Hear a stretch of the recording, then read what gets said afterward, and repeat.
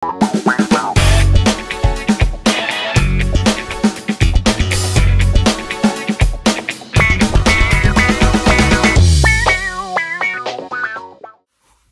morning mga karon. Welcome back to my YouTube channel. Ayan. So, kagagaling ko po sa work. Then, dumiretso ako rito sa Toronto. Dito sa pinagtatrabaho ni Mrs. So, yun mga karon. Coffee po tayo. Wala pang tulog ang inyong lingkod. Kailangan umataw. Kaya medyo magkukuskus ako ngayon. Para bukas, tamang chill lang sa bahay. And total, di pa rin naman ako makatulog agad-agad pag umuwi ako sa bahay. So, nag-decide na akong dumiretso rito. Total, off ko naman na mamayang gabi dahil panggabi nga po ako sa trabaho. Ayan, bali yun. Hindi natupad yung gusto ko na halos araw-araw magbablog na ako. Kasi napansin ko sa mga views ko parang hindi ganun sila ka-interesado. So ano kaya ang pwede kong gawing content? Actually mga karon, kaya ko kino-content yung buhay Canada ko. Kasi talagang gusto kong ma-inspire yung iba na nagbabalak pumunta rito sa Canada. So, real talk lang po. Mag-usap muna tayo hanggang hindi pa ako nagsisimula sa work ko or sa kuskus ko. And gusto kong explain yung mga nauna kong sinabi noon na dito sa Canada hindi ganun kasarap ang buhay. Kumbaga sa lalo na pagbago ka. Tapos hindi mo kasama pamilya mo. Sa side ko, masarap na masaya dahil kasama ko yung pamilya ko. And kahit paano, nakakatulong ako sa mga mahal ko sa buhay dyan sa Pilipinas. And beside that, nabibili ko na rin yung gusto ko. So, may kanya-kanya experience about buhay dito sa Canada. Kaya depende na lang din sa mga Pilipinong pumupunta rito sa Canada kung hanggang saan ba yung kakayanan nila or kaya ba nila ang mamuhay dito sa Canada lalo na kung sila ay nag-iisa. Sa aking experience nga, sabi ko sa inyo noon, nung una-una or nung bago-bago pa lang ako dito sa Canada, talagang medyo mahirap. Kasi nga, nangangapa pa tayo. Nakikibagay pa tayo sa mga taong nakakahalubilo natin. Tapos pagdating sa pagkain, malaki ang diferensya ng nakalakihan kong kinakain dyan sa Pilipinas. Although may mga pagkain din na Asian food, sabi nga, Asian food dito sa Canada. Pero marami pa rin wala. Yung mga nakasanayan mong kinakain sa Pilipinas pagdating dito, talagang medyo malaki ang pagbabago. Tulad na lang halimbawa mga karon, yung itinuturing kong family dito, puro kami Pilipino. And yung samahan namin as a family, Pero hindi kami hindi kami magkakamag-anak. Dito na lang kami nagkakakilala. Yung family namin na nabuo is maganda. Tulungan, maraming kasiyahan. May mga problema pero dahil sa nagtutulong-tulungan kami, nakakaraos. Kumbaga, yung iba, single na nagpunta rito, talagang namimiss nila yung buhay natin sa Pilipinas. Pero sa pamamagitan nga ng nabuong family, nalilibang na rin sila. And habang tumatagal, nagiging mas matatag yung nasimulan namin na binuo.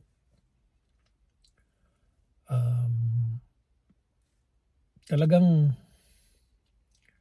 nung una-una, mayroon ng gustong sumuko, pero naiisip din nila, bakit ba sila nagpunta rito sa Canada? Trabaho, di ba? So gusto rin nilang maiahon yung pamilya nila sa hirap. Gusto rin nilang maging permanent residents ng Canada. At pagkatapos noon, gusto rin nilang maging citizen.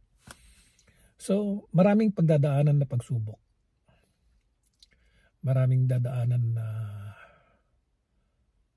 hirap, ika nga. Pero pagkatapos ng hirap, meron din saya. Yun yung maganda ron, mga karon. Kaya sa mga nagbabalak pumunta rito sa Canada, lalo na kung first timer mo, katulad ko, 46 years akong nag-stay sa Pilipinas. First time kong bansa na pinuntahan ang Canada. Talagang sabi ko nga noon, wala sa hinagap ko na makakapunta ako ng Canada. Talagang yung una hanggang pangalawang taon talagang sobrang namimiss ko ang Pilipinas kahit na nandito yung mga anak ko sa asawa ko. Sobrang namimiss ko ang Pilipinas. Tapos sa pamilya ko sa Pilipinas, nung umalis ako,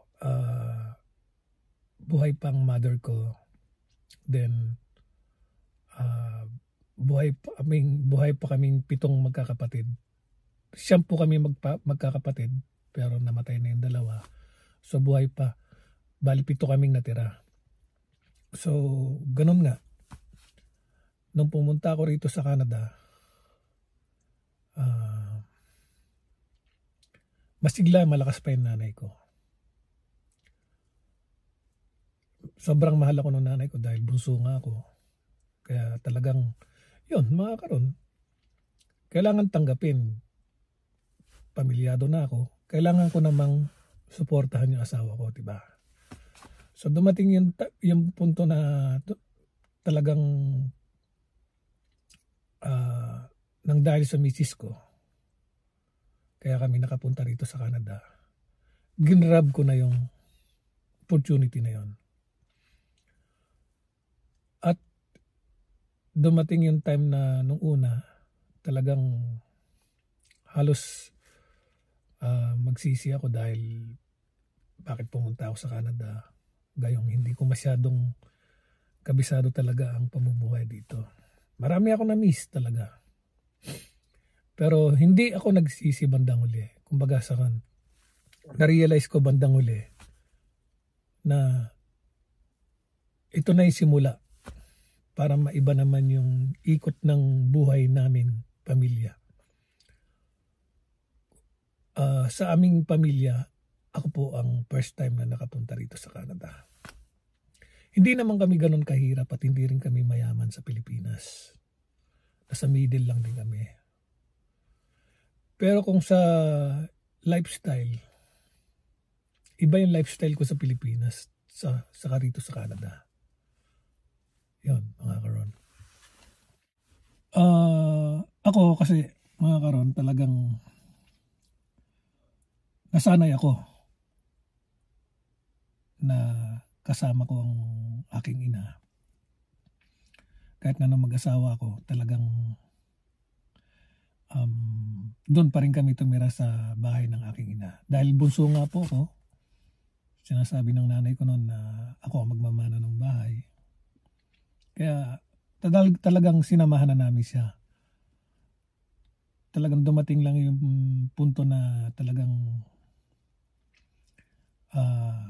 naayos na lahat ng misis ko yung mga papers namin. Ticket na lang para makapunta kami rito sa Canada.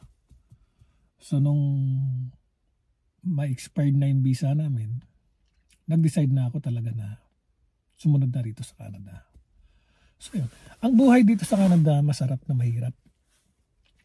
Sa mga nagbabalak, mag-isip kayo ng 100 times kung gusto nyo nga ba rito sa Canada or gusto nyo na lang manatili dyan sa Pilipinas.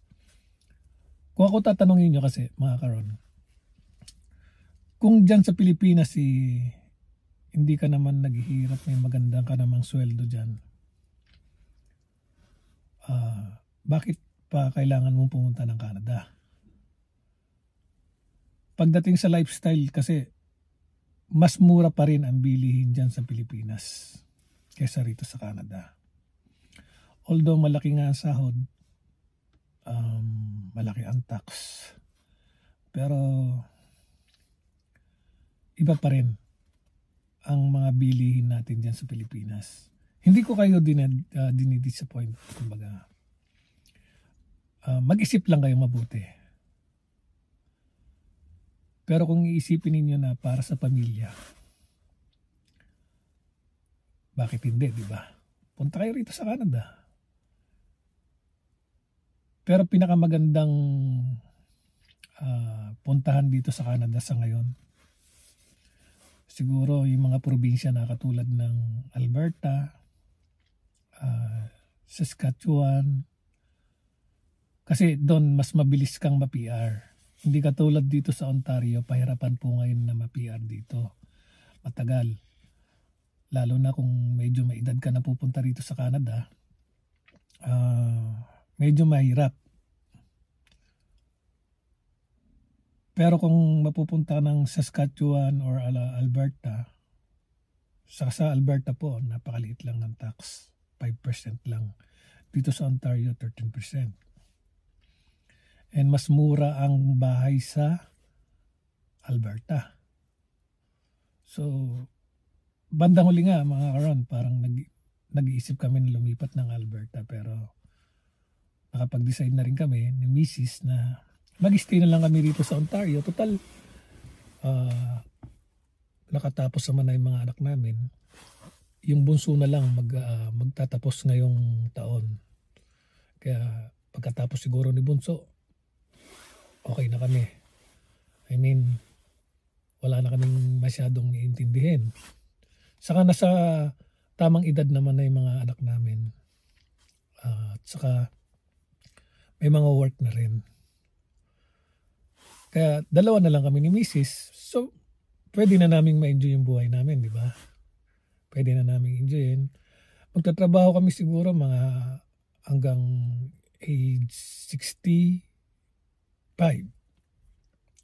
Pero ako sabi ko, parang gusto mag-early retirement. Yung maka 10 years work ako rito sa Canada, parang gusto ko na mag-retire. Kasi, para ma-enjoy mo yung retirement mo, di ba? And, makakabisit na ako lagi ng Pilipinas kung magiging citizenship na ako. As of now kasi talagang hindi pa rin po ako nagpapa-citizenship. Pero yung asawa ko sa kayong 3 anak ko, mga Canadian citizen na po sila. Ako, PR pa rin. Ayaw ko pa. Hintayin ko na lang siguro mag-age ako ng 55 para automatic na citizen. So, yun mga karon, inuulit ko po, hindi ko po dinidisappoint or pinanghihinaan ng loob ang ating mga kababayan na gustong pumunta rito sa Canada. Nasa sa inyo po yan, basta sinasabi ko, mag-isip kayo ng 100 beses at tanungin niyo yung sarili niyo kung talagang desidido kayong pumunta rito sa Canada.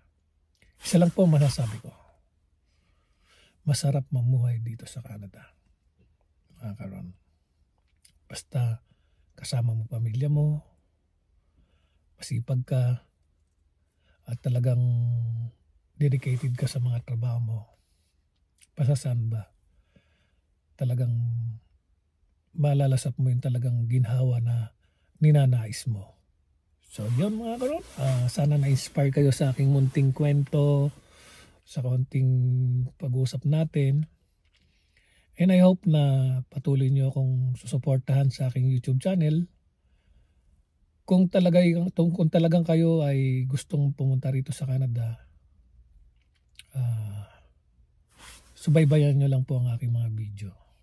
Darating yung time na sabi ko nga, meron akong mga interviewin na mga matagal at bago na rito sa Canada. So muli, isang magandang buhay po sa ating mga taga subaybay ng aking YouTube, and mabuhay po tayong lahat. God bless everyone. I love you all. Bye-bye.